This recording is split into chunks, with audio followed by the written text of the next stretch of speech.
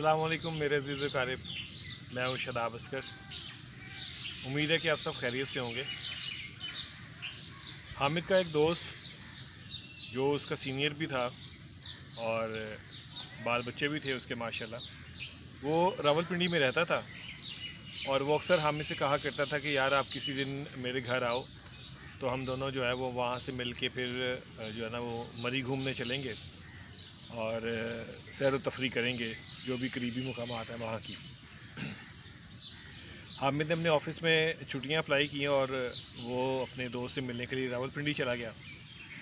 जब वहाँ पे पहुँचा तो दरवाज़े की बेल उसने बजाई और अपना जब उसका दोस्त बाहर उसके मिलने के लिए आया तो उसने उसके साथ जब गले मिला तो उसने ऑब्ज़र्व किया कि उसका दोस्त जो है वो गर्मजोशी से नहीं मिला, लेकिन उसने उसको अपनी गलतफहमी समझ के इग्नोर कर दिया। हामिद के दोस्त ने उसको अपने ड्राइंग रूम में बिठाया, उसके लिए चाय का बंदोबस्त किया और हामिद ने ऑब्ज़र्व किया कि बातों के दौरान उसका जो दोस्त है वो उसको सही तरीके से जो है वो बातों पे रिस्पॉन्स नहीं दे रहा और बातों के दौरान वो कहीं खो जाता है। ज़्यादा हैरत हामिद को उस वक़्त हुई जब उसके दोस्त ने पूछा कि आप खैरियत से रावलपिंडी आए हैं। तो उसको बड़ा मायूब लगा ये पूछना, क्योंकि वो उसकी दावत पे रावलपिंडी आया था। तो उसने उसको शर्मिंदा करने के लिए अपने दोस्त को कहा कि मैं वैसे ही आया था। तो उसके अगले सवाल ने हामिद को और ज़्यादा डिस्टर्ब कर दिया जब उसने पूछा कि आप यहाँ पे किसी होटल में ठहरे हैं या वापस चले जाएंगे। तो हामिद को जो है वो उसका ये सवाल बहुत बुरा लगा। उसने कहा नहीं, मैं यहीं पे किसी होटल में ठहरा हूँ। उसके ऊपर उसका दोस्त जो है वो खामोश हो गया। हामिद उसके रवैये से सख्त जो है वो परेशान था। उसने अपनी चाय जो है वो जल्दी जल्दी पी और चाय का कप टेबल पे रखा और खड़ा होकर उसने हाथ मिलाया और उसके दोस्त ने इतना भी मुनासिब नहीं समझा कि वो उसको उठ के गले मिले। उसने उसे इजाज़त ली और अपना सामान वहाँ से उठाया और वो वहाँ से बाहर निकलाया।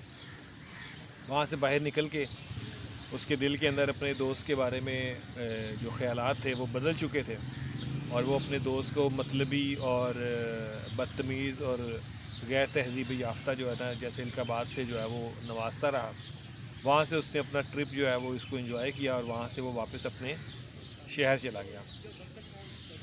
3 साल तक वो हामिद जो है वो अपने दोस्तों को ये वाक़या सुनाता रहा और उसके दोस्त और उसके अज़ीज़ व क़ारिब जो थे वो ये बात सुन के उसके दोस्त को बदतमीज़ और गैर मेहमान नवाज़ जो है वो कहते रहे। 3 साल के बाद हामिद की एक जगह पे किसी दोस्त की शादी के ऊपर अपने उस दोस्त से मुलाकात हुई। उसका दोस्त अपने दोस्त हामिद को देख के उसके पास आ गया और जब उसके पास आया तो हामिद, चूँकि 3 साल का गुस्सा उसके अंदर था, तो वो उसके सामने उसको देख के फट पड़ा। उसके दोस्त ने कहा कि मैं आपकी हर बात पे जो है ना वो एग्री करता हूँ, आपकी हर बात और आपकी हर शिकायत मेरे सर आँखों पे, लेकिन आप सिर्फ मेरी चंद मिनट बात सुन लें। उसके बाद भी अगर आप अपनी नफ़रत जारी रखना चाहते हैं तो आपकी मर्ज़ी है। हामिद के दोस्त ने उसको बताया कि उसके वालिदैन ने उसकी शादी 20 साल की उम्र में कर दी थी और वो अपने माँ बाप का अकलौता बेटा था। उसके माँ बाप को बहुत शौक़ था कि उसके घर में बेटा पैदा हो, लेकिन उसके घर में ऊपर नीचे 3 बेटियाँ पैदा हुई। आखिरकार वो एक बेटे का बाप बना तो उसके ख़ानदान में वाले जो है वो बहुत खुश थे, उसके माँ बाप भी बहुत खुश थे। लेकिन जब उसका बेटा 3 साल का हुआ तो उसके बेटे को एक दिन बुखार हुआ और उसका बेटा जो है वो उसकी गोद में ही दम तोड़ गया। हामिद को ये सब सुन के जो है वो अचानक उसका जो गुस्सा था वो सब कुछ जो है वो हमदर्दी में बदलने लगा और हामिद के दोस्त ने उससे पूछा कि क्या आप जानते हैं कि मेरे बेटे का इंतकाल कब हुआ था? हामिद ने नफ़ी में सर हिलाया। तो हामिद के दोस्त ने उसको बताया कि जिस वक्त आप अपना सामान रक्शे से उतार रहे थे उस वक्त मेरे बेटे की लाश मेरी गोद में थी। मैंने जब आपको देखा तो मैंने फ़ैसला ये किया और मैंने ये सोचा कि मैं ये सारा जो गम है ये आपके साथ शेयर करता हूँ और ये गम शेयर करने की वजह से आपकी छुट्टियाँ ख़राब हो जाएंगी, आप भी डिस्टर्ब हो जाएंगे।